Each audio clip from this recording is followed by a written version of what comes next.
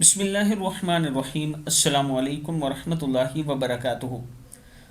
عابد راضی چینل کی طرف سے آج میں اپنے دوستوں کو قبولیت دعا کی 5 شرائطیں کون سی ہیں وہ بتاؤں گا۔ آپ دوستوں نے اس پر ضرور عمل کرنا ہے۔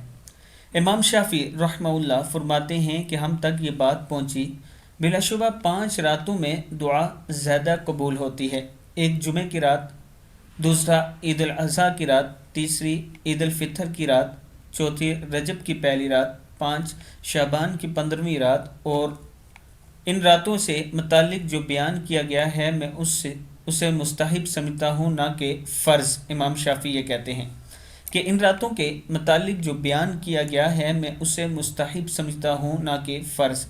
میں اپنے دوستوں سے گزارش کروں گا کہ ویسے ہی رات کو اٹھ کے اللہ کے حضور دعا کیا کریں اور تہجد پڑھا کریں۔ اللہ تعالیٰ آپ کی دعائیں ضرور قبول فرمائے گا۔ السلام علیکم ورحمۃ اللہ وبرکاتہ۔